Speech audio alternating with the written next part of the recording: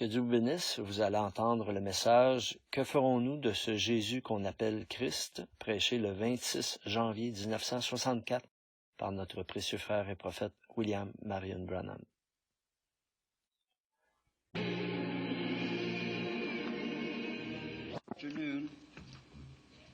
Je veux me dépêcher parce que je sais que vous êtes tous fatigués à cause du temps. Merci, monsieur. À cause du temps déjà passé à l'Église aujourd'hui. Je veux cependant prendre un moment pour exprimer ma gratitude à Frère Demos Shikarian. Jamais nous rencontrer en tant que pentecôtistes, car il y a trop de divergences entre les groupes, mais il y a un endroit où nous avons quelque chose en commun, c'est sous le sang de Jésus-Christ. C'est là que nous avons des choses en commun.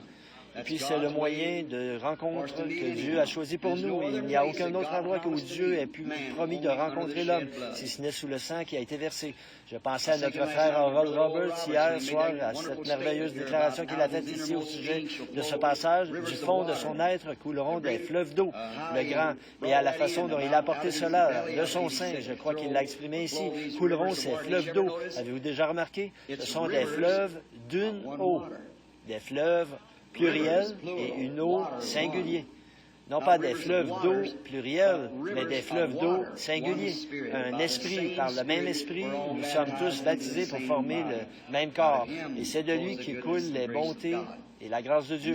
Quant à vous, les gens de la Californie, je crois que nous serons là-bas dans votre État à partir de la semaine prochaine, puis nous descendrons en Géorgie, en Louisiane, en Floride, et nous continuerons ici jusqu'à ce que nous partions outre-mer. Que le Seigneur vous bénisse abondamment.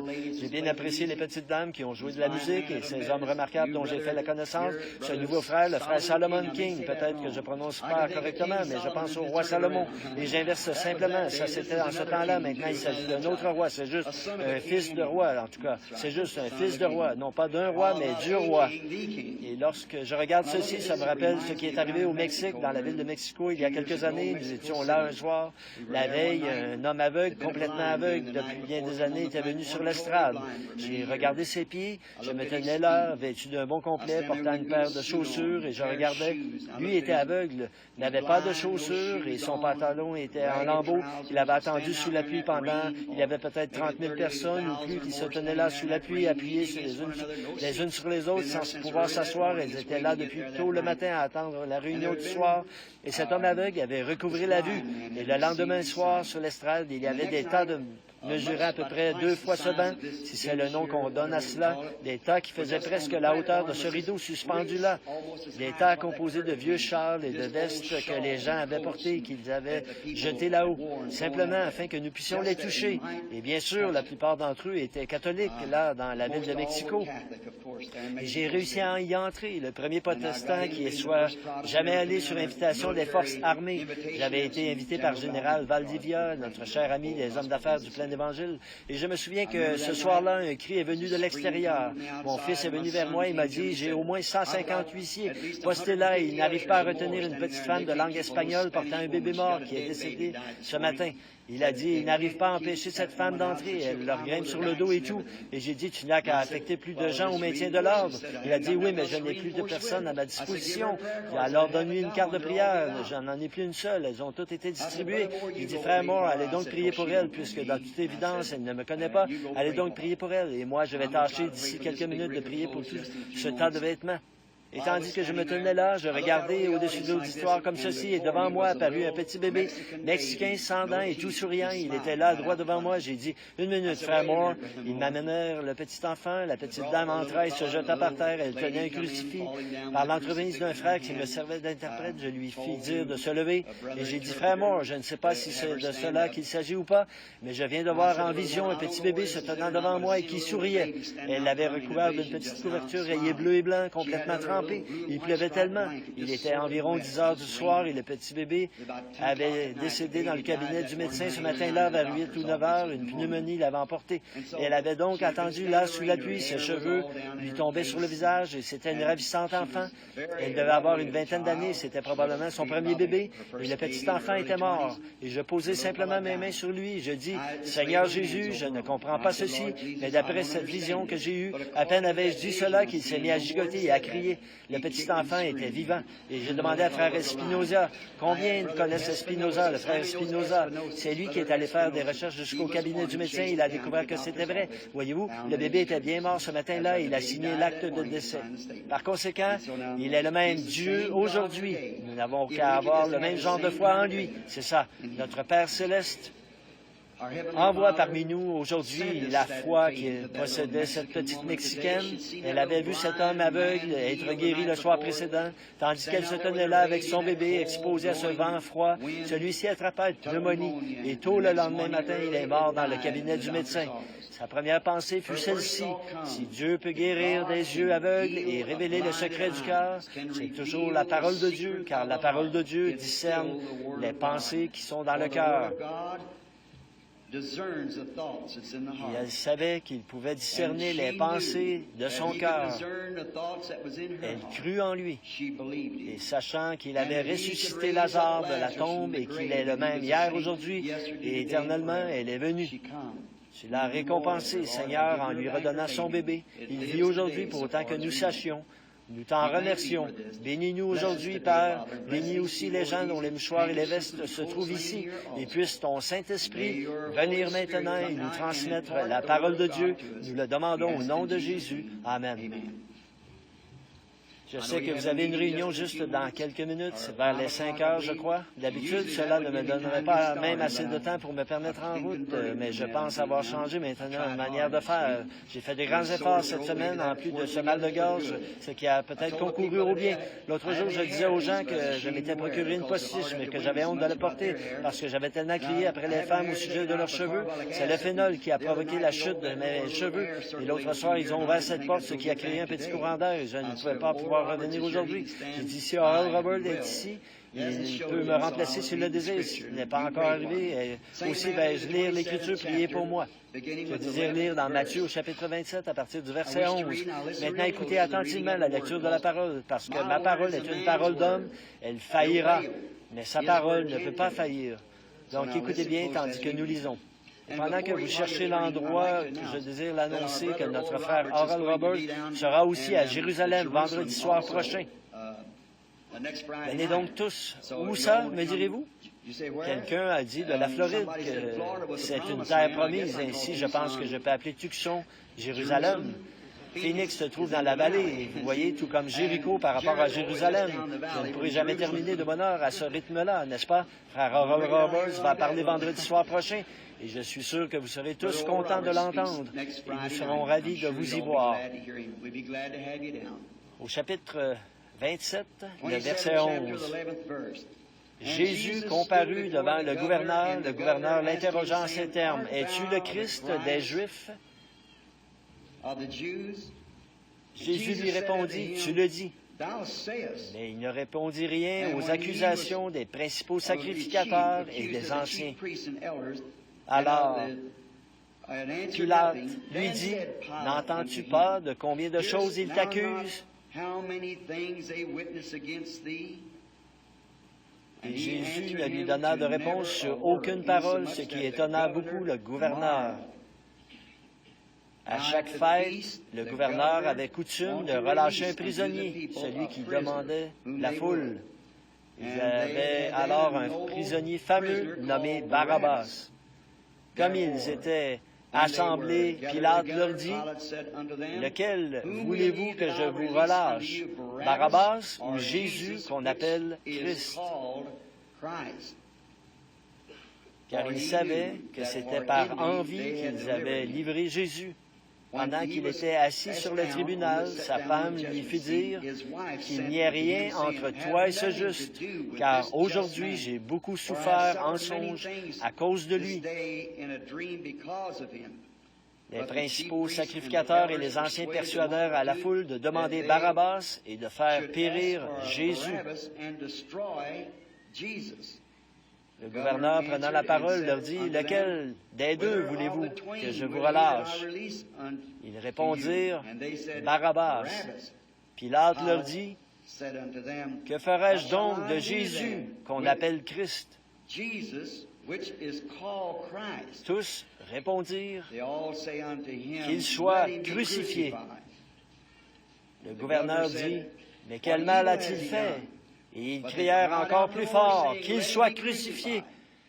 Pilate, voyant qu'il ne gagnait rien, mais que le tumulte augmentait, prit de l'eau, se lava les mains en présence de la foule et dit, « Je suis innocent du sang de ce juste. Cela vous regarde. » Et tout le peuple répondit, « Que son sang retombe sur nous et sur nos enfants. » Alors Pilate leur relâcha Barabbas et après avoir fait battre de verge Jésus, il le livra pour être crucifié. Pour les 30 prochaines minutes, mon sujet d'aujourd'hui, si je peux l'appeler ainsi, sera « Que ferons-nous de ce Jésus qu'on appelle Christ? » J'aimerais aussi dire ceci, Jésus sur nos mains. Je crois que notre scène s'ouvre à peu près à l'heure du lever du jour dans le prétoire de Pilate et dévoile l'un des moments les plus tristes et les plus critiques de toute l'histoire.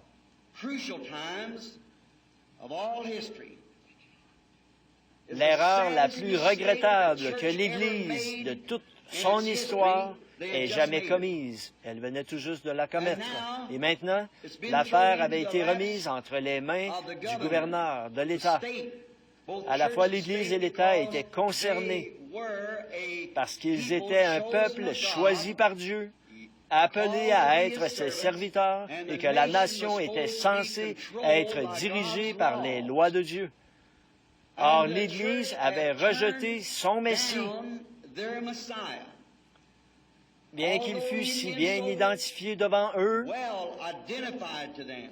ils préférèrent rester avec les traditions des anciens de ce temps-là plutôt que de croire la parole ointe et confirmée que Dieu leur avait promise et dont il avait annoncé la venue des centaines d'années auparavant. L'avez-vous remarqué, il avait aussi été prédit qu'il serait aveuglé. Ils ne pouvaient pas comprendre qu'il puisse être aveuglé, mais il l'était. Ils avaient donc commis leur grande erreur. Et c'est en ce jour qu'ils en apportèrent la démonstration finale. Et maintenant, c'était entre les mains du gouvernement. C'était maintenant au tour du gouvernement de faire son choix. Les Églises l'avaient déjà rejeté, bien que Dieu eût parfaitement démontré qu'il était leur Messie. Maintenant, je désire prendre juste quelques instants avant que nous entrions dans le texte et que je prenne les notes que j'ai inscrites ici à ce sujet. Comment ces gens ont-ils pu manquer de voir cela? D'abord, l'Écriture le dit clairement, ils étaient aveugles. Mais il était difficile de leur faire comprendre qu'ils étaient aveugles, tout aussi difficile que ça l'est aujourd'hui, alors que la Bible nous dit que cette génération est nue, misérable, pauvre et aveugle et ne le sait pas. Ça, c'est l'Écriture. Maintenant, si vous nous dites, à nous, Américains, que nous sommes aveugles, nous vous répondrons tout de suite que vous ne savez pas de quoi vous parlez, mais je vais vous faire participer à un procès cet après-midi pour voir si oui ou non nous sommes aveugles. Jésus passe en jugement cet après-midi et son sang se trouve sur nos mains. Nous voulons maintenant voir ce que nous allons faire à ce sujet. Ferons-nous, sans réfléchir, la même erreur qu'ils ont faite alors? Remarquez ce qui est arrivé. Il avait été clairement identifié et avait rempli la fonction que Dieu avait dit qu'il remplirait en tant que Messie. Cela ne faisait aucun doute. Car il était né comme Dieu avait dit qu'il naîtrait, il avait été rejeté comme Dieu avait dit qu'il serait rejeté, il avait prouvé qu'il était bien le Messie, parce que le Messie était Dieu. Le mot Messie signifie celui qui est oint, et il était oint de la plénitude de la divinité corporellement. Celle-ci habitait en lui. Il n'était pas simplement un prophète, bien qu'il fût un prophète, mais il était plus qu'un prophète. Il était la divinité habitant corporellement dans un être humain appelé le Fils de Dieu. Dieu le Père avait couvert une vierge de son ombre et avait créé dans son sein une cellule de sang qui produisit le Fils de Dieu, dans lequel Dieu tabernaclait. Il s'est identifié devant eux comme celui qui déclarait être, quoiqu'il ne l'aurait jamais dit ouvertement, « Je suis le Fils de Dieu ». Non, non, cela, il devait le croire. Il a dit, « Mes œuvres témoignent de qui je suis ». Il leur a ordonné de regarder dans les Écritures pour voir dans quel jour il vivait. C'est alors qu'il saurait ce qu'il était. Je pense qu'il serait judicieux, comme voyons approcher le temps d'un nouvel exode, de faire ceci. Je pense que nous devrions regarder et sonder les Écritures lorsque nous voyons surgir quelque chose. Nous remarquons qu'alors l'Église avait pris sa décision. Elle ne voulait rien avoir à faire avec lui. Pourquoi? Alors que la parole l'avait correctement identifié et que ses œuvres témoignaient qu'il était le Messie. Quelle chose terrible, quelle erreur capitale cette Église avait faite. Et je me demande s'il serait possible que nous fassions cette même erreur. Ils avaient reçu leur dernière chance de voir ce qu'il était et de l'accepter. Or, vous n'aurez pas toujours l'occasion d'accepter ce que Dieu envoie. Voyez-vous, sa patience finit par s'épuiser. Et alors, vous franchissez la ligne de démarcation entre la grâce et le jugement. Il ne reste plus que le jugement, quand la patience de Dieu finalement arrive à son terme. Mais l'occasion leur avait été offerte. Il l'avait vu s'identifier. Il l'avait vu au puits avec la femme lorsqu'il lui avait dit qu'elle avait 5 maris. Ils avaient vu Nathanaël venir vers lui après que Philippe fut allé chercher Nathanaël pour l'amener en sa présence. Et Jésus lui parlait et lui dire exactement qui il était et d'où il venait. Dire aussi à Simon-Pierre qui était son père, quel était son nom. Il n'avait pas eu de prophète depuis des centaines d'années. Et même cette petite prostituée reconnut la parole de Dieu. Elle ne s'était pas embarquée dans quelque chose. Elle, son esprit n'était pas, comme nous pourrions l'appeler, si vous me permettez l'expression, déboussolé, courant ici et courant là. C'était un esprit vierge de ce côté-là. Elle dit, nous savons que le Messie vient et c'est ce qu'il fera. Et il lui répondit, je le suis. Et rapidement, elle courut dire aux hommes de la ville, venez le voir, c'est lui le Messie. Eh bien, les éducateurs et les gens de ce temps-là ne pouvaient pas voir cela. Voyez-vous, c'est difficile à comprendre si on ne connaît pas les Écritures, mais l'Écriture a dit qu'ils étaient aveuglés. Ils étaient bel et bien aveuglés.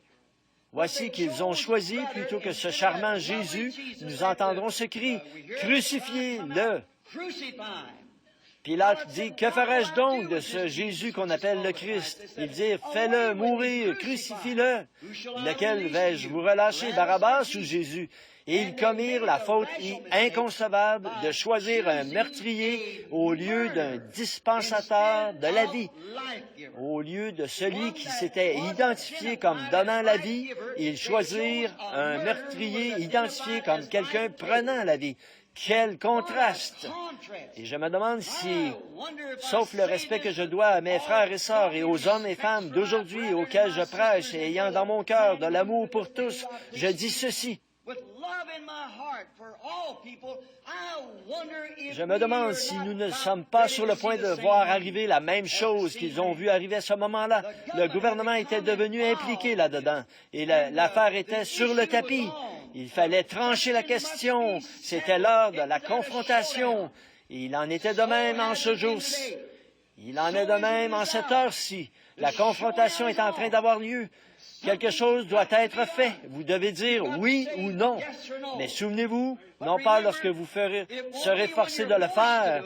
Vous devez le faire de votre plein gré maintenant. Maintenant, et non pas quand ce temps arrivera. À ce moment-là, ce sera terminé. Maintenant, c'est peut-être maintenant le dernier jour où vous aurez l'occasion de faire un choix. Vous ne pourrez pas le faire alors. Vous aurez déjà reçu cela. Ce sera trop tard à ce moment-là. Vous devez le faire maintenant. N'attendez pas jusqu'à la dernière minute, parce que le bateau partira sans vous et les portes seront fermées. Bien des gens seraient entrés dans l'arche s'ils l'avaient pu, quand la pluie s'est mise à tomber, mais la question avait été débattue, l'Évangile avait été prêché, les signes avaient été montrés, ce temps était passé, la pluie tombait à présent, le jugement était commencé. Or, il fallait que toute la nation le rejette, étant donné qu'elle était appelée, comme nous le dirions aujourd'hui, une nation chrétienne, tout comme cette nation aussi est appelée une nation chrétienne. Par conséquent, puisqu'elle était considérée comme la nation de Jéhovah, comme son peuple choisi. La nation entière devait donc le rejeter. L'Église l'avait déjà rejeté. L'Église l'avait jeté dehors. On ne voulait rien avoir à faire avec lui, mais maintenant, c'est au tour du gouvernement de s'impliquer. Et c'est de nouveau la même chose. Voilà que c'est de nouveau entre les mains des gens, tandis que les Écritures sont là, identifiant exactement ce que Jésus a dit qui arriverait. Pourquoi notre démarche continue-t-elle à être chancelante en ces heures de ténèbres? Pourquoi nous laissons-nous gagner par cela, alors que nous avons été très clairement avertis? Ce qui est arrivé du temps de Lot, nous le voyons se reproduire exactement. Jéhovah a exposé les faits, il nous a dit ce qui arriva du temps de Lot. Vous voyez les messagers qui sont là-bas dans Babylone, essayant de faire sortir Lot, et vous voyez le message pour les élus. Abraham, qui était déjà sorti, et absolument tout, au nom, à l'endroit et à l'heure près, a été parfaitement identifié. Mais maintenant, c'est entre les mains du gouvernement. C'est maintenant au tour du gouvernement de condamner cela. Et ils le feront. Ne vous en faites pas. C'est une nation chrétienne. Elle doit prendre sa position de chrétienne si c'est ce qu'elle est. La confrontation est en train d'avoir lieu. Toute la nation devait être amenée en jugement parce que c'est arrivé vers l'an 70 de notre ère, lorsque le grand général romain Titus a assiégé Jérusalem vers l'an 70 avec son armée venant de Rome. C'est là qu'ils ont payé le prix pour l'avoir rejeté. Aujourd'hui, nous considérons le procès qui eut lieu là-bas et nous essayons d'en jouer la scène de différentes manières à l'occasion du Vendredi Saint. Nous en parlons et tout. Or, la chose même dont nous parlons, qui est arrivée ce certain Vendredi Saint, est en train de se passer sous notre nez aujourd'hui. Et nos anciens font la même chose qu'eux. Ils font passer cela en jugement d'une manière similaire, après qu'une parole semblable, promise pour ce jour-ci, a été confirmée, tout comme elle l'avait été à ce moment-là.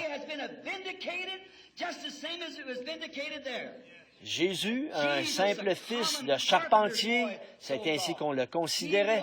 Il était la parole de Dieu manifestée et il était parfaitement identifié parce que les œuvres de Dieu s'étaient manifestées à travers lui et avaient prouvé qu'il était le Messie. Et aujourd'hui, un cas semblable se présente à nouveau, alors que le Saint-Esprit est venu sur nous en ces derniers jours, qu'il s'est identifié dans notre Église même et qu'il a démontré les mêmes œuvres qu'il a faites lorsqu'il était ici dans la plénitude sur Jésus-Christ. Il a fait la même chose sur l'épouse, il fait la même chose et malgré tout, nous voulons nous en débarrasser. Souvenez-vous, ceci est enregistré sur bande magnétique maintenant et ces bandes vont dans le monde entier, pas seulement à Phoenix ici. Je suis présentement en train de parler à la moitié du monde parce que notre service d'envoi de bande atteint le monde entier. Remarquez, aujourd'hui, nous avons un procès similaire suite à la même parole identifiée. Hébreux 13:8, Jésus-Christ le même hier, aujourd'hui, éternellement. Jean 14:12, celui qui croit en moi fera aussi les œuvres que je fais. Matthieu 28, par tout le monde, prêchez la bonne nouvelle à toute la création. Voici encore un peu de temps et le monde ne me verra plus, mais vous, vous me verrez, car je serai avec vous et même en vous jusqu'à la fin de l'âge. Jésus-Christ le même hier, aujourd'hui et pour toujours. Et aujourd'hui, ils n'ont pas choisi qu'un meurtrier, mais un meurtrier de la parole, un suppôt du tout premier meurtrier. Les apôtres prêchèrent l'Évangile, puis vinrent ensuite Irénée et de nombreux grands réformateurs et fondateurs, là, dans les âges anciens, et c'est à Nicée qu'il y eut une fois une confrontation. Ils décidèrent de former une Église universelle pour forcer les gens à relever de leur juridiction. Ceux qui ont lu l'histoire de cela savent que beaucoup de vieux prophètes se sont présentés là, enveloppés dans des peaux d'animaux, mangeant seulement des herbes et des choses ainsi. Ils essayèrent de tenir bon pour cette parole, de tenir pour la parole de Dieu. Mais quand il fait, pendant ces 15 jours de politique sanglante, ils décidèrent finalement de faire une Église universelle et de greffer du paganisme au christianisme et d'établir cela comme une Église universelle. Et aujourd'hui, les protestants se rallient au Conseil œcuménique en faisant la même chose, en greffant des traditions d'hommes, plutôt que de prendre la parole de Dieu qui est parfaitement identifiée par le Saint-Esprit et qui démontre qu'il est le même hier, aujourd'hui et éternellement. L'Église est dans la balance aujourd'hui et elle est trouvée légère. Vous êtes de nouveau dans le prétoire de Pilate. Oui, monsieur. Qu'est-ce que cela fait? Cela fait une image à la bête. C'est un satellite de Rome. Le Conseil œcuménique est en train de forcer et forcera toutes les dénominations protestantes à y adhérer. Et pratiquement toutes sont déjà là-dedans maintenant. Celles du plein évangile et les autres. L'heure arrive où ils devront venir ou bien rester dehors. Et à ce moment-là, lorsque cette contrainte viendra, vous vous serez déjà identifié avec la marque de la bête. C'est tout à fait juste. Qu'est-ce que c'est? Des prostituées protestantes avec leur vieille mère, Rome, la prostituée. Apocalypse 17 a dit qu'il était une mère des prostituées, exactement les dénominations protestantes, et qu'elle tenait dans sa main la coupe de la colère de Dieu. Elle la soulevait en guise de toast, de témoignage. Voici ce que nous croyons, et chacune d'elles, voici ce que nous croyons. Voici ce que l'Église doit croire, la parole de Dieu, et que toute parole d'homme soit reconnue pour mensonge. C'est censé être ainsi. Nous ramenons donc Christ à cette grandeur décisive qu'il a vécue dans le prétoire de Pilate.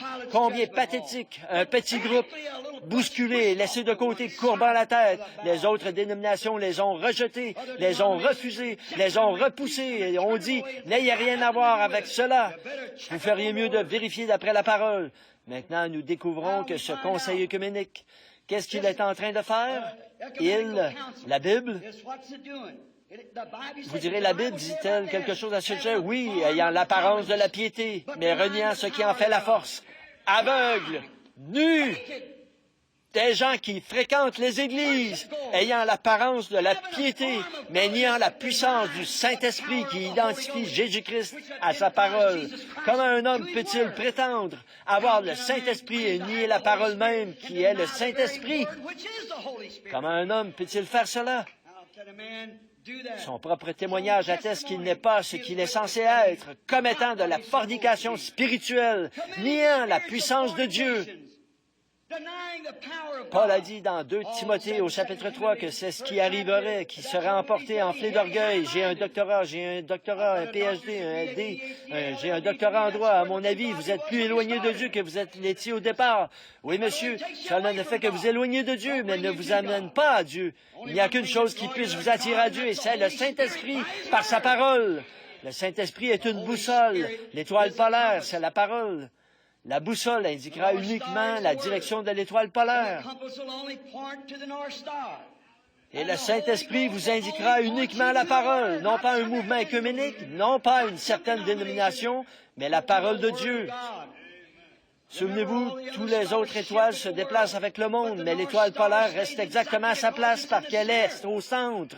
Et la parole de tout autre homme faillira, mais la parole de Dieu ne peut pas faillir. C'est l'étoile polaire, elle est centrée, elle ne bougera pas avec le monde. Peu importe où se trouve le monde, elle demeure là même, hier, aujourd'hui, éternellement. Et elle est la parole. Frères et sœurs, je vous supplie dans le nom de Jésus de réfléchir là-dessus.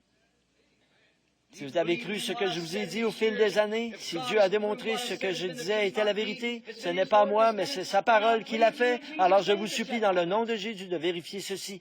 Ne soyez pas aveugles à ces choses, elles sont là sur vous. Souvenez-vous que la Bible a dit dans Matthieu 24 que tous ceux dont le nom n'a pas été écrit dans le livre de vie de l'agneau dès la fondation du monde prendraient cette marque. Seuls les élus qui sont destinés à le voir le verront. Les autres ne manqueront d'1 million de kilomètres. Nous voyons ce grand mouvement qui est maintenant constitué. La grosse machinerie de Satan est en place. Tout ce qu'il lui faut, c'est la mécanique est là. Elle n'attend plus qu'après sa dynamique pour mettre cela en application.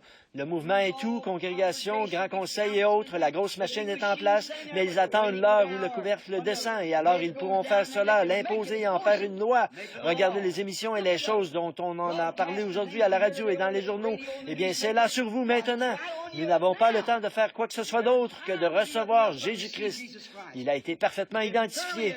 Écoutez, nous parlons de cette grosse machine de Satan qui est là-bas, prête à se mettre en mouvement, c'est vrai, prête à écraser, mais souvenez-vous, le le petit troupeau de Dieu qui croit à la parole, sa mécanique aussi est prête. Elle est prête à être enflammée par la dynamique du Saint-Esprit. Ne crains point, petit troupeau, car votre Père a trouvé bon de vous donner le royaume. Le Saint-Esprit saisira cette petite église qui est sortie du monde, ces femmes qui portent les cheveux longs des naziriennes, pour montrer qu'elles se sont séparées. Un nazirien, c'est quelqu'un qui fait quoi? C'est quelqu'un qui se sépare pour la parole de Dieu.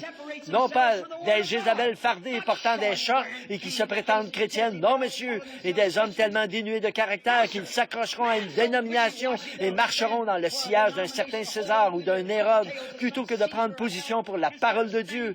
Mais Dieu possède des gens loyaux, un authentique troupeau de Dieu qui ne se soucie pas de ce que le monde peut dire. Il croit que Jésus-Christ est le même hier, aujourd'hui et éternellement.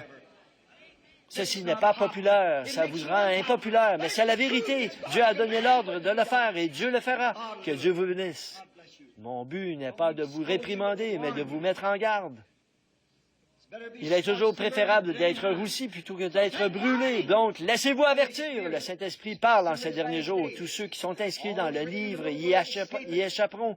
Nous découvrons donc que le petit troupeau est prêt pour la dynamique qui le fera monter dans les cieux afin d'échapper à toute cette tribulation. Quelqu'un a dit, tandis que je parlais l'autre jour, il a dit, Frère Branham, vous ne croyez donc pas que l'Église passera par la tribulation? J'ai dit, je crois que l'Église y passera, mais pas l'épouse. L'Église passera par la tribulation, oui, monsieur. Mais l'épouse en est affranchie. Elle ira dans l'enlèvement. En un instant, en un clin d'œil, elle sera enlevée à la rencontre de son Seigneur dans les airs pour le souper des noces. Il n'y a aucune raison qu'elle passe par la tribulation. Son Seigneur a payé le prix pour elle. Nous sommes si reconnaissants pour cela, oui, monsieur.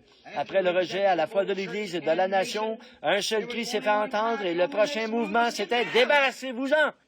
Voilà le prochain cri que nous avons. L'Église a fermement rejeté le Saint-Esprit. Nous savons que c'est vrai.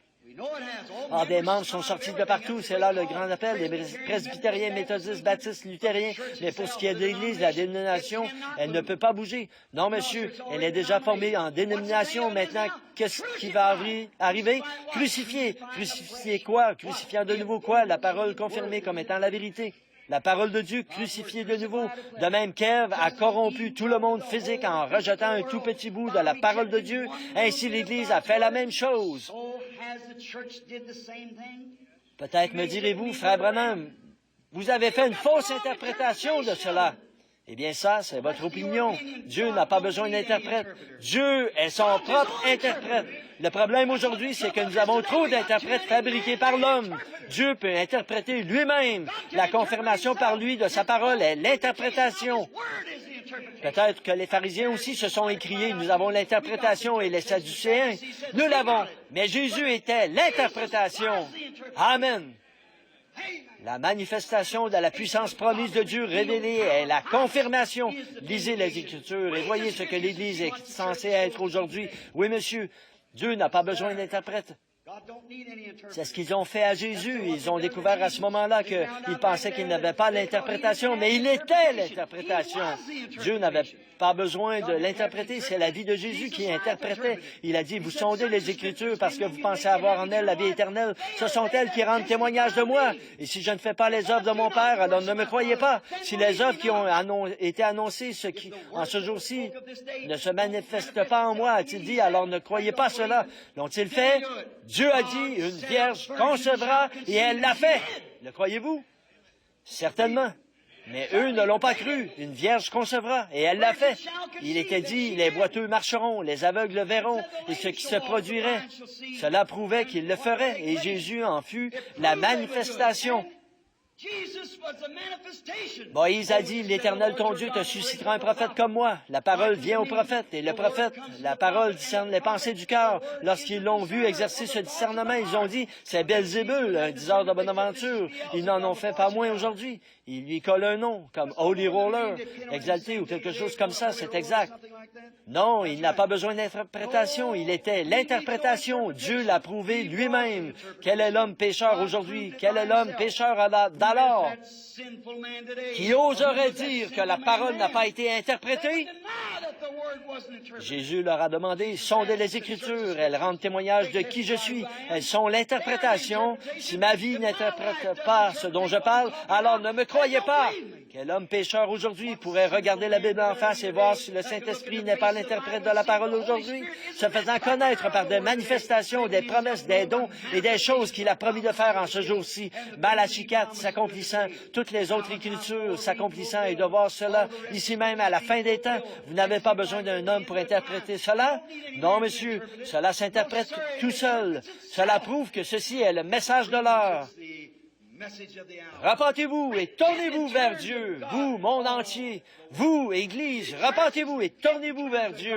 N'essayez pas de le laver de vos mains parce que vous ne le pouvez pas. La question est en train d'être débattue comme il en était alors. Il a dit, sondez les Écritures, elles rendent témoignage de moi. Jésus a dit, mes œuvres sont mon interprète. Il a dit à Moïse, lorsqu'il l'a rencontré là au buisson ardent, je suis. Je me souviens de ma promesse. Je me suis souvenu que je ferais sortir ces gens par une main puissante. J'ai fait la promesse et je vais avec toi. Je t'envoie. Sois simplement mon porte-parole et les signes interpréteront si oui ou non je t'ai envoyé. Amen. Voilà ce que les hommes et les femmes devraient rechercher aujourd'hui, la promesse d'un autre exode et une interprétation de la parole de Dieu rendue manifeste. Le problème aujourd'hui, c'est qu'ils disent, mais mon Église ne croit pas cela. Qu'est-ce qui se passe? Vous vivez dans l'ombre d'un autre âge. Ces églises étaient bonnes à leur époque, mais qu'en est-il de cet âge-ci? Il s'agit maintenant d'un autre âge. Jamais vous n'auriez pu faire en sorte que Wesley croie à la manière de Luther, qu'il croit que la sanctification n'existait pas. Non, monsieur, jamais vous ne pourrez faire en sorte que les pentecôtistes croient à la manière des baptistes, qu'ils reviennent en arrière comme cela. Ils ont trouvé mieux, ils ont vécu dans la lumière de leur jour. Et aujourd'hui, la Pentecôte s'est organisée, s'est arrêtée sur une certaine position comme eux l'ont fait. C'est exactement pareil et la parole continue à avancer et par conséquent, ils s'éloignent d'eux. C'est tout à fait exact parce que nous devenons si raides et si empesés. Nous laissons nos églises devenir n'importe comment et continuer ainsi tant que nous avons des membres. C'est tout ce qui est nécessaire car nous en avons plus que jamais auparavant. Nous nous vantons de cela. Laissez-moi vous dire quelque chose. C'est un vieux proverbe. Le diable compte son groupe, mais Dieu pèse le sien. Et c'est encore vrai aujourd'hui. Dieu vous pèse par sa parole pour voir si vous êtes trouvé léger ou pas. Je me soucie peu des foules, du nombre ou combien ceci est impopulaire. C'est la parole de Dieu rendue manifeste pour cette heure-ci. Exactement. Peu m'importe qu'il y ait des foules ou pas, qui vient et qui ne vient pas. C'est la parole de Dieu qui est en jeu, comme c'était le cas là, dans le prétoire de Pilate. Pesez pour voir ce que nous avons trouvé, en quoi nous sommes trouvés légers. Oui, monsieur, nous croyons que Jésus-Christ est le même hier, aujourd'hui et pour toujours. Nous découvrons qu'il a dit à Moïse, je serai avec toi et je vais simplement utiliser ta bouche. Va et prononce les paroles que je te donnerai et les signes s'interpréteront tout seuls. Voyez-vous, Dieu n'a pas besoin d'interprète. Oh non, l'homme ne doit pas interpréter. L'interprétation de Dieu démontre ce qu'il est. Il a dit qu'il était l'interprète de sa propre parole et il l'est. Il l'a fait par Moïse et il le fait aujourd'hui. Nous le connaissons dans la Bible comme étant Elohim. Elohim signifie celui qui est entièrement suffisant. Il n'a pas besoin des conseils de personne. Il se tient seul. Il est Dieu et il est la parole. Et quand la parole promet quelque chose et qu'elle l'identifie devant vous, que voulez-vous de plus comme interprétation? Oh, homme pécheur, femme pécheresse, qui es-tu pour te lever et dire que c'est faux, alors que Dieu, avec son Saint-Esprit et sa parole promise, l'interprète devant chacun d'entre nous, qui sommes-nous pour dire que c'est faux? Oh, pécheur, comment peux-tu faire cela? Pécheur, mais qu'entendez-vous par là, frère Branham? L'incrédulité. Il n'y a qu'un seul péché, c'est l'incrédulité. Point n'est besoin de l'interprétation ridicule d'un homme. Il interprète ce qui est à lui. Je suis l'Éternel, a-t-il dit. Je l'ai planté, je l'arroserai jour et nuit. Et de peur que quelqu'un ne la ravisse de ma main, il a aussi dit dans un autre passage de l'Écriture qu'il veillait sur sa parole pour l'exécuter. L'exécuter, il l'a révélé à qui? Ses élus, à ceux à qui elle est envoyée, afin qu'ils la voient, ou plutôt à ceux qui sont envoyés pour la voir. Il l'exécute pour ceux qui sont envoyés pour voir, pour la voir. Il veille sur elle, il la tient éloignée de toutes ces interprétations charnelles insensées, des choses du genre ceci est juste, ou cela est juste, et cela est juste. C'est Dieu qui a raison, la personne identifiée de Dieu. Tous ces pharisiens pouvaient se lever et dire, nous sommes de Dieu, nous avons les lois, nous avons ceci. Et là se trouvait la parole elle-même. Ils ont dit à mort, crucifié. Ça ne s'identifie pas avec ce que nous croyons, mais ça s'identifie avec la parole. Amen. Ceux qui avaient des yeux pour voir l'ont vu, ceux qui étaient aveugles ne l'ont pas vu. Ils ne le verront pas aujourd'hui non plus. C'est tout. Ils s'en vont. Beaucoup d'entre eux se sont scellés à l'extérieur. Loin de cela. Oh oui, en l'accomplissant, en démontrant qu'elle est vraie. Certains disent, j'en crois une bonne partie. Frère Branham, je peux croire la Bible. Je sympathise avec la Bible. Je suis un sympathisant de la Bible. Je crois ceci et cela. Je crois que Jésus-Christ est le Fils de Dieu. Mais je ne peux simplement pas tout croire. Parce que ma dénomination dit que ce n'est pas ainsi. Alors, quelle sorte d'interprète avez-vous? La même sorte qu'Ève avait. Le diable! Et il essaya d'interpréter la parole à Ève en disant, oh, ceci est juste et cela est juste. Mais certainement que c'est juste. Ce que Dieu dit est juste. Peu m'importe combien cela peut sembler autrement aux autres. Si Dieu dit que cela va arriver, il en sera ainsi. Voudriez-vous utiliser l'interprète d'Ève? Ô pécheur, comment pourrais-tu faire cela? Oui, monsieur, ils ont pris l'interprète d'Ève, l'évidence. Comme je l'ai dit l'autre jour, nous essayons de déterminer l'évidence. Luther a dit, croyez et c'est réglé. Le diable croit aussi. Wesley a dit, poussez des cris et vous l'avez. Mais il a découvert qu'il ne l'avait pas. La Pentecôte a dit, parlez en langue et vous l'avez. Il ne l'avait pas. La science chrétienne a dit, l'amour. Vous avez le fruit de l'esprit. Mais ils ne l'ont pas. Ils nient la divinité de Jésus-Christ. Quelle en est l'évidence? C'est lorsque l'esprit qui est en vous peut ponctuer chaque promesse par un amen et que Dieu confirme cela. C'était exactement comme ça avec Jésus-Christ. Oh oui, il avait plus de fruits de l'esprit, il avait toutes sortes d'évidences. Vous ne pouvez mettre le doigt sur aucune autre évidence que Dieu lui-même manifestant sa parole. C'est la seule véritable évidence que vous êtes un chrétien. Comment pouvez-vous être un chrétien quand au commencement était la parole et la parole était avec Dieu et la parole était Dieu et la parole a été faite chair et elle a habité parmi nous. Le même hier, aujourd'hui et pour toujours. Il était le même Dieu qui était en David. Il était le même qui était en Moïse. Il était le même qui était dans tous les apôtres. Il est le même qui était en Jésus-Christ afin de se manifester là à cause de cette parole promise. Et il est le même Dieu aujourd'hui, la même parole illuminant la parole de l'heure. Que Dieu ait pitié de nous. Oui, messieurs. Croyant que Dieu interprétera lui-même chaque parole qui doit être confirmée. Oui, il est son propre interprète. Et frères, je pense à cette heure, je pourrais m'attarder là-dessus longtemps, mais vous avez une autre réunion dans un moment. Je crois et je vais dire aujourd'hui que si nous ne faisons pas attention, il est sur nos mains à nous, Américains. Pensez-y. Je ne dis pas ceci dans un accès de colère, je dis ceci pour apporter la lumière. Je dis que le sang de Jésus-Christ est sur les mains de l'Église américaine aujourd'hui. Le sang de Jésus-Christ est sur l'Amérique en entier. Le sang de Jésus-Christ est contre les méthodistes, les presbytériens, les luthériens, les pentecôtistes. Il est sur les mains de chacun d'entre nous. Voyez-vous? Voyons si c'est bien le cas. Pensez-y. Le sang de Jésus-Christ. Oh là là. Tout comme Pilate, ce jour-là, cela me rappelle les 3 moyens que Pilate utilisa pour essayer de l'enlever de dessus ses mains. Il essaya par ces 3 moyens de l'enlever de dessus ses mains, mais sans succès. Il n'y a qu'un moyen pour vous de l'enlever de dessus vos mains. Voyons ce qu'il a fait. Pilate essaya ces 3 moyens et tous 3 échouèrent. Nous devons regarder le problème en face. Nous savons que l'heure a sonné, car sa parole a été identifiée par l'évidence de l'Écriture. La parole promise pour ce jour-ci est faite chair, même quant à la partie mauvaise de refuser Jésus-Christ et que lui se trouve à l'extérieur de l'Église dans cet âge de Laodicée. Nous savons que c'est la vérité. Pensez-y, le sang de Jésus-Christ, le Fils de Dieu sur nos mains. Vous, cela m'effraie d'y penser. Passez par-dessus. Ça, j'en ai des frissons, rien que d'y penser. Le sang de Jésus-Christ. Alors qu'un homme fera attention au sang de ses semblables. Une fois à Chicago, il n'y a pas longtemps, un de mes amis se trouvait là quand un homme de la bande de Dillinger ou quelque chose du genre a été abattu en pleine rue. Les gens s'étaient rassemblés là par centaines et ils se tenaient tout autour. Mais qu'ont-ils fait? Là où le sang avait giclé sur la chaussée, sortant de ce trou de balle, tout le monde contournait ce sang. Ils ne voulaient pas marcher sur le sang de leurs semblables. Oh non, monsieur, ils se méfient beaucoup de ces choses-là, mais ils n'hésiteront pas à fouler le sang de Jésus-Christ. Ce vieux dicton demeure vrai. Les fous marcheront avec des souliers cloutés là où les anges craignent de poser les pieds. C'est juste, ils piétineront cela en disant, le temps des miracles est passé, c'était bon pour les apôtres, mais pas pour nous. Oh là là, comment pouvez-vous dire cela? Vous vous foulez aux pieds le sang de Jésus-Christ par lequel vous avez été sanctifiés. Oh là là, pensez-y. Le sang sur nos mains, ce que le sang de l'un de ses semblables. Je pense à ce qui s'est passé il y a quelques semaines, alors que nous pensions que ça ne pouvait pas y arriver dans notre pays. Qu'en est-il de ce type? Oswald. Il est assis là dans sa cellule en train de suer à grosses gouttes. S'il a toute sa raison. Je pense à l'homme qui écoutait cette bande ou qui serait présent, assis ou bien ailleurs, et qui écouterait le message et qui l'approuverait, suant à grosses gouttes. sachant qu'il vous faut passer en jugement et que vous avez à répondre de la parole de Dieu, à répondre du sang de Jésus-Christ qui vous a été présenté et qui se trouve sur vos mains, sur nos mains.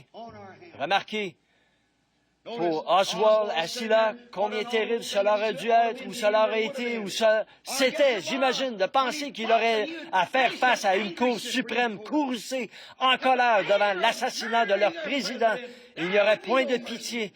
Toute pièce à conviction qu'on pourrait fournir serait utilisée contre lui. Empreinte digitale, arme à feu, l'endroit où il se trouvait, tout cela serait présenté devant lui. C'est bien peu de choses à côté de ce qui arrivera aux gens qui ont assisté à ces réunions et qui ont vu Jésus-Christ paraître sous la forme de son être et s'identifier, et vous repartez ensuite sans l'accepter, vous comprenant un petit credo quelconque, quelque chose que vous appelez sans importance. Ce sera bien peu de choses à côté de ce qui se passera lorsque vous vous tiendrez en présence d'un Dieu en colère qui avait foulé, vous qui avez foulé aux pieds le sang de son propre Fils, et qui l'avait crucifié à nouveau en pensée, et qui avait troqué votre droit d'aînesse contre de la popularité. Ce sera une chose terrible de ce jour-là. Quelle pensée horrible! Comment pouvez-vous rester assis dans cette étuve? Vous, indigènes d'Afrique, vous, en Australie, en Suède, en Suisse, vous qui écoutez cette bande, comment allez-vous répondre au jour du jugement alors que j'ai été dans vos pays et que vous avez vu Jésus-Christ s'identifiant parmi les gens et montrant ce qu'il peut faire? Suer! Oh là là, qu'est-ce qu'il a dû suer? Oh, comment a-t-il pu faire cela tout en ayant toute sa tête? À quelle sorte de Dieu courroucé pensez-vous qu'auront faire ceux qui ont foulé aux pieds le Fils de Dieu et qui l'ont crucifié à nouveau? Remarquez, un pilote, lorsqu'il se prépare à faire décoller son avion, un pilote qui se prépare pour un vol vérifie tout avant de partir. Chaque instrument, il s'avance sur la piste et là, il vérifie les volets, il vérifie les bouchons de réservoir, il vérifie tous ces instruments plusieurs fois de suite. Beaucoup d'entre vous ont déjà voyagé en avion. Vous savez que c'est la vérité. Il vérifie chaque instrument. Pourquoi? Il a le sang de ses semblables sur ses mains. Il veut être tout à fait sûr que tout fonctionne bien. Qu'en est-il d'un médecin s'apprêtant à faire une opération quand il sait qu'il doit opérer, qu'il va prendre une tumeur ou bien le cœur ou autre chose, qu'il va opérer cela? S'il doit opérer votre corps, il vérifiera votre corps, il vérifiera votre pression sanguine, vous examinera pour voir si vous avez un rhume, il vérifiera l'anesthésique. Il vérifiera tout, plusieurs fois de suite. Pourquoi? Parce qu'il ne veut pas avoir le sang de son semblable sur les mains. Et si un médecin, un pilote et ainsi de suite feront une vérification, que devrait-il en être de l'Église de Jésus-Christ? Tandis que nous voyons les choses que nous sommes en train de vivre aujourd'hui, nous ferions mieux de faire une vérification. Le sang de Jésus-Christ pourrait bien rester sur nos mains. Prenons une chose, le premier plan de pilote, c'était « Je ne trouve aucun crime en lui ». Combien on trouve cela parmi beaucoup de bons groupements d'aujourd'hui? Je ne trouve aucun mal à la parole, c'est bien, mais c'était pour les apôtres. La Bible dit qu'il est le même hier, aujourd'hui et pour toujours. Vous dites, je ne trouve rien à redire à cette Bible. Je crois qu'ils ont parlé en langue, je crois qu'ils ont chassé les démons, je crois qu'ils ont discerné les pensées, je crois qu'il y avait des prophètes, mais pas aujourd'hui. Oh, monsieur, homme pécheur, mais qu'est-ce que vous avez? Que se passe-t-il quand Matthieu 28, 24 se présente de nouveau et que vous vous retrouvez avec Hébreux 13:8 sur les bras? Pilate, il n'a pas pu s'en laver les mains de cette façon-là. Non, monsieur. L'affaire lui est retombée en plein sur les bras. Et il en sera de même pour chaque homme qui s'est tenu là et a vu Dieu tenir sa promesse. Pierre a dit le jour de la Pentecôte, « Repentez-vous, chacun d'entre vous, et soyez baptisés au nom de Jésus-Christ en rémission des péchés, et vous recevrez le don du Saint-Esprit, car la promesse est pour vous et pour vos enfants et pour ceux qui sont au loin, en aussi grand nombre que le Seigneur notre Dieu les appellera, jusqu'où? Par tout le monde, à toutes les nations. » Il a dit que c'était pour toutes les nations. Allez par tout le monde. Il n'est pas encore arrivé jusque-là. Prêchez l'Évangile à toute la création. Ces signes accompagneront ceux qui auront cru. Comment allez-vous faire pour vous laver les mains de cela? Vous ne le pouvez pas. La chose est confirmée et retombe aussitôt sur vos bras. Vous aurez un retour de flamme, comme ce fut le cas pour Pilate. Oh oui, monsieur, cela revient directement vers vous lorsque vous voyez l'Écriture identifiée là devant vous. Deuxièmement, pour conclure, nous voyons cet autre moyen, ce que Pilate essaya de faire, c'est ce que font les gens aujourd'hui, c'est-à-dire de refiler l'affaire à ces Hérode et à ces César. Beaucoup de braves prédicateurs aujourd'hui, épiscopaux, presbytériens, luthériens, baptistes, pentecôtistes et ainsi de suite, rejetteront la responsabilité sur autrui en disant « Ce sont mes quartiers généraux qui ne veulent pas me laisser faire. » Cela a produit un retour de flamme. Et c'est en train d'en produire un de nouveau aujourd'hui. Je ne pose pas la question aux assemblées de Dieu, aux unitaires, à l'Église de Dieu, à l'Église méthodiste, baptiste, presbytérienne, mais je vous demande à vous, en tant qu'individu, de faites-vous du sang de Jésus-Christ. Que ferons-nous de cette parole de Dieu, ointe, qui est juste devant nous aujourd'hui, que nous savons devoir être le Christ, la promesse de l'heure? Qu'en ferez-vous? Non pas ce que votre Église en fait, votre César, votre Hérode, n'ont rien à voir. Cela n'a pas disculpé Pilate. Non, monsieur, les pharisiens de ce jour-là ont dit que son sang retombe sur nous et sur nos enfants. C'est fait, exactement. Qu'est-ce que Jésus leur a dit? Vous savez discerner l'aspect du ciel, mais vous ne pouvez discerner les signes des temps. Et oh, je ne dis pas ceci pour Phoenix, mais pour tous les endroits où ça voudra bien aller. Vous, pharisiens aveugles, comment pouvez-vous dépenser des millions de dollars? Vous pouvez discerner le communisme, mais la parole de Dieu qui est confirmée pour cette heure, vous ne pouvez pas la discerner. Vous la crucifiez de nouveau. Vous connaissez tout sur le communisme, mais si vous connaissiez votre Bible, vous sauriez que la chose doit se produire ainsi. Ce n'est pas ce qui m'intéresse. Je déteste le communisme. Je déteste tout ce qui est contre Dieu.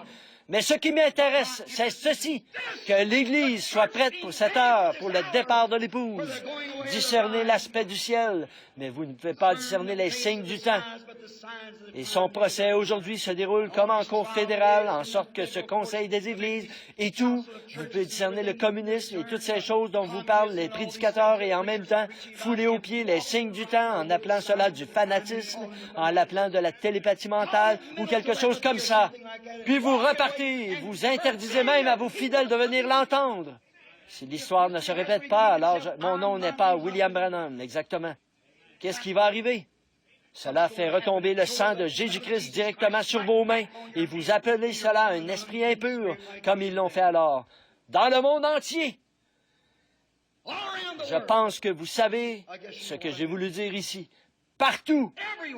Pourquoi m'avez-vous rejeté en Suisse? Pourquoi l'avez-vous fait en Finlande? Le sang sera sur vos propres mains, c'est-à-dire sur vous. Non pas moi. Ce n'est pas moi que vous avez rejeté, c'est lui que vous avez rejeté, non pas moi. Parce que vous avez dit, je ne crois pas à de telles choses. C'est la parole qui dit de telles choses. Voilà. Ces pharisiens aveugles, ils peuvent discerner le communisme, discerner toutes ces choses, mais l'heure dans laquelle ils vivent, ils ne peuvent la discerner. Exactement. Maintenant, c'est de nouveau sur le point d'atteindre son but ultime. L'heure cruciale est de nouveau là. Qu'est-ce que crucifiez-le? Nous l'avons le faire.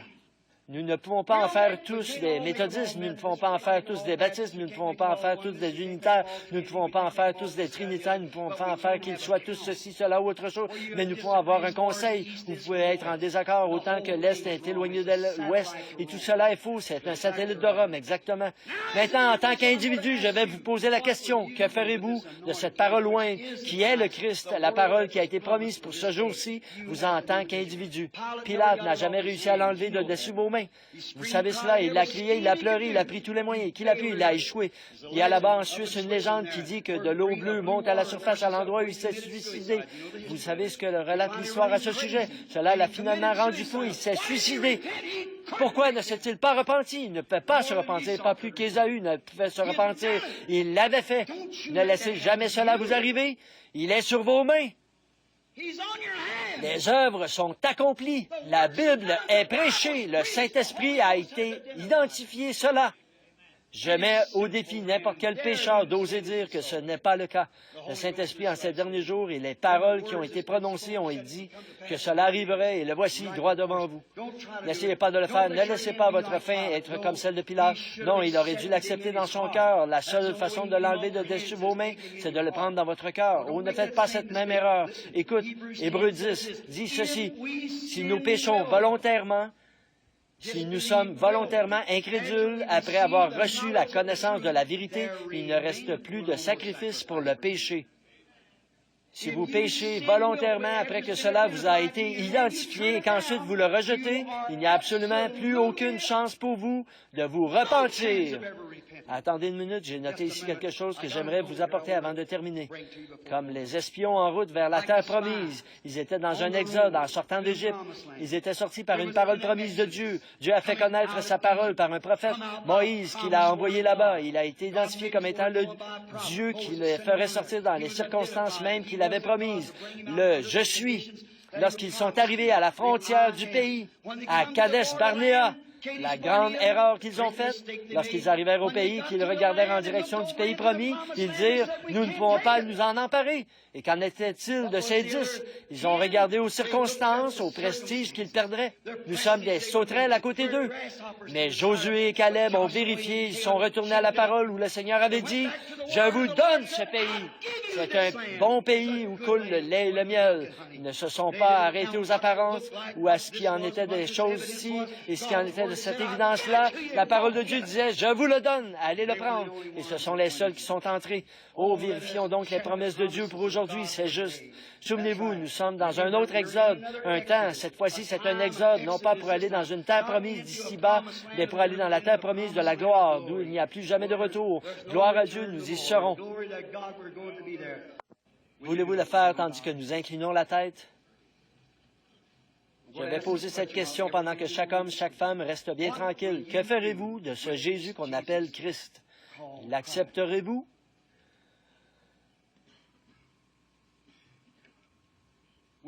L'accepterez-vous?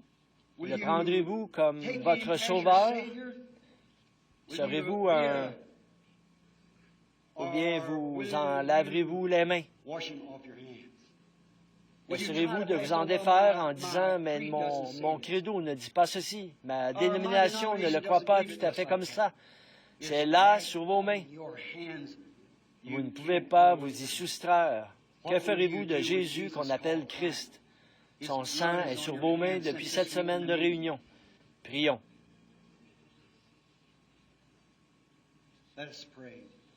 Seigneur Jésus, aide-nous maintenant en cette heure-ci. Que ta grâce et ta miséricorde soient avec nous. Que cette assemblée voie, Seigneur, que tu es Dieu et qu'il n'y en a point d'autre que toi. Que la puissance de Dieu, la parole s'identifie maintenant dans ces gens, afin que l'on sache que tu es Dieu et que j'ai dit la vérité, Seigneur. J'ai fait ceci sur ton ordre, comme Élie l'a dit il y a fort longtemps. J'ai fait tout cela sur ton ordre. Permets, Seigneur, qu'il en soit ainsi dans le nom de Jésus-Christ. Amen. Maintenant, avec vos têtes inclinées, chacun d'entre vous, le Saint-Esprit m'a arrêté il y a quelques instants, comme je commençais à prier. Il a dit, il y en a ici qui ne savent pas encore cela. Dans ce cas, puisse le Dieu du ciel ne vous laisser aucune échappatoire, puisse-t-il alors faire retomber cela sur vos bras aujourd'hui. Vous, les gens malades qui êtes ici, je n'ai encore jamais fait ceci à une réunion des hommes d'affaires. Vous, les gens malades qui croyez en Dieu et qui croyez avoir la foi pour toucher son vêtement. Et rappelez-vous, la Bible dit dans Hébreux 4, la parole de Dieu est plus tranchante qu'une épée à 2 tranchants. Elle discerne les pensées qui sont dans le cœur. Nous savons tous cela. Le croyez-vous? Voulez-vous prier que pas une seule personne ne bouge à partir de maintenant? Que chacun soit vraiment respectueux, vraiment tranquille, vraiment tranquille. Priez. Et puisse le Saint-Esprit nous conduire maintenant dans ce qu'il faut faire et ce qu'il faut dire, car nous sommes maintenant arrivés à cette heure cruciale. Seigneur Jésus, c'est entre tes mains, je suis entre tes mains, je m'en remets à toi. Fais retomber cela sur leurs bras, Seigneur, renvoie-leur la balle. Assurément, ton grand Saint-Esprit me dit ce qui est juste et ce qui est faux ici. Je sais que cette bande ira vers beaucoup là-bas et je te prie de faire connaître aujourd'hui que je leur ai dit la vérité et que j'ai été envoyé dans ce but. Comme tu l'as dit à la rivière cette fois-là, lorsque l'ange du Seigneur s'est tenu là, dans cette colonne de feu. Que l'on sache aujourd'hui que j'ai dit la vérité par le nom de Jésus-Christ. Amen. Levez vos têtes maintenant. Regardez par ici et ne doutez surtout pas que le Dieu Tout-Puissant soit notre juge. Lorsque Jésus-Christ se tenait ici sur la terre, lorsqu'il est mort, il a guéri les malades, il a sauvé les perdus. Le croyez-vous? Mais lorsqu'il était ici, comment ont-ils su qu'il était celui-là? Parce qu'il était la parole. Combien savent que c'est vrai? Il était la parole et la parole discerne les pensées qui sont dans le cœur. Est-ce vrai? En ce moment, je ne vois dans ce bâtiment personne que je connaisse, sauf ces pasteurs et les autres qui sont ici derrière moi. Ou alors, si Frère Robert est ici, je pense que je vais lui demander de commencer une ligne de prière. Est-ce que Frère Robert est là quelque part? Il n'est pas ici. Très bien. Mon ministère suffira pour cette fois-ci. Je vous présente cela comme un défi. Au nom de Jésus-Christ, de me croire, j'ai dit la vérité à propos de la parole. Croyez ce que j'ai dit qui est la vérité. Allez-vous le faire? Qu'il en soit ainsi. Seigneur, qu'il en soit ainsi. Il y a un homme assis juste ici. Je veux que vous tourniez les yeux de ce côté. Ne vous pouvez pas voir cette lumière qui se tient là? Il y a un homme qui est assis là, qui me regarde et qui est en train de prier. Il souffre d'ennui pulmonaire et d'un état de faiblesse. Ne le manquez pas, monsieur. Monsieur Carr, levez-vous et acceptez votre guérison. Jésus-Christ vous guérit. Je n'ai jamais vu cet homme de ma vie. Il y a un homme là, derrière. C'est quelqu'un de très bien. Lui aussi était en train de prier. Mais quel est son problème à lui? Eh bien, cet homme-là souffre des yeux. Il a une tumeur du côté gauche. Son nom est M. Bartlett. Croyez. Est-ce juste, monsieur? Suis-je un inconnu pour vous? Faites signe de la main. Nous sommes tout à fait inconnus. C'est juste. Que Dieu vous bénisse. Croyez, vous serez guéri. Vous croyez? Pourquoi lui avez-vous dit cela? Croyez-vous que je suis son prophète, monsieur? Oui, monsieur. Vous souffrez d'un dérangement spirituel. Vous êtes un peu contrarié. Côté affaires et autres, c'est exact. C'est exact. Monsieur Carlson, croyez-vous de tout votre cœur que Jésus va régler cela pour vous? Est-ce là votre nom? Est-ce votre situation? Très bien, vous pouvez avoir ce que vous avez demandé. Amen. Il y a quelqu'un de ce côté-ci le croit. Amen. Quelqu'un qui possède une authentique foi du Saint-Esprit. Madame Waldroff, je vous connais. Non, ce n'est pas vous pour vous, c'est pour ce bébé-là. Ce bébé-là est votre arrière-petit-fils. Je ne l'ai jamais vu de ma vie, c'est la vérité. Ce bébé souffre d'un problème aux yeux qui a été causé par une allergie. C'est ainsi dit le Seigneur, croyez. Madame, vous êtes très malade, vous êtes nerveuse, vous souffrez de l'estomac, vous êtes au bord d'une dépression nerveuse. Croyez-vous que Dieu va vous guérir? Marie, croyez de tout votre cœur et Jésus-Christ vous donnera votre désir. Il est entre vos mains. Il y a ici une petite dame qui est assise. Elle est en train de prier et regarde droit vers moi. Elle avait la tête inclinée, elle s'est redressée et m'a regardé. Une brave personne. Vous n'êtes pas d'ici, vous venez de loin, de New York. Mais si vous croyez que Jésus-Christ va arranger cela, il vous donnera le baptême du Saint-Esprit. Le croyez-vous, Madame Bryan de New York? Croyez de tout votre cœur et vous pourrez recevoir le Saint-Esprit à l'instant même. C'est entre vos mains. Mes amis, le croyez-vous? C'est la parole qui se manifeste elle-même. Croyez-vous que Jésus-Christ est le même hier, aujourd'hui et pour toujours? Je ne connais pas ces gens. Dieu est mon juge, je ne connais pas ces gens. Jésus-Christ les connaît. Que ferez-vous de cette parole loin? Ainsi qu'il l'a dit, ce qui arriva du temps de Sodome arrivera de même à l'avènement du Fils de l'homme. Si cette partie-ci est vraie, alors le message que je prêche est vrai. C'est le Saint-Esprit s'occupant lui-même de l'interprétation pour montrer que c'est vrai. Amen! Croyez-le de tout votre cœur. Voulez-vous le faire? Alors levez-vous et acceptez-le au nom de Jésus-Christ pendant que le Saint-Esprit est ici. Pendant que le Saint-Esprit est ici, je veux poser mes mains sur les mouchoirs qui sont ici. Levons nos mains vers Christ. Seigneur Jésus, nous te croyons. Nous savons que tu es la vérité, la lumière, la parole. Je pose mes mains sur ces mouchoirs. Je prie, Seigneur Jésus, que ta puissance traverse ce bâtiment, traverse ces mouchoirs et aille sur ces petits paletots et ces manteaux. Et puisse le Saint-Esprit venir sur eux, Seigneur. Accorde-le. Puisse-t-il être guéri, chacun d'entre eux, car ta parole est vérité. Accorde-le, Seigneur. Je m'adresse maintenant à chaque personne de l'assistance. Que ferez-vous de ce Jésus qu'on appelle Christ? C'est sur vos mains. Ne laissez pas les gens vous dire. Je m'adresse aux gens qui sont à l'écoute de cette bande, aux gens qui sont ici dans l'auditoire. Vous, qu'en ferez-vous aujourd'hui? Pourquoi ne l'acceptez-vous pas? Vous tous, les hommes malades qui sont ici, vous tous, les hommes ici qui sont en proie au doute, et toutes les femmes qui le sont aussi, pourquoi ne l'acceptez-vous pas comme votre sauveur? Vous ne pourrez jamais le laver de vos mains. Votre credo ne l'enlèvera jamais de là. Le pays ne contient pas assez de potasse des foulons pour l'ôter de là.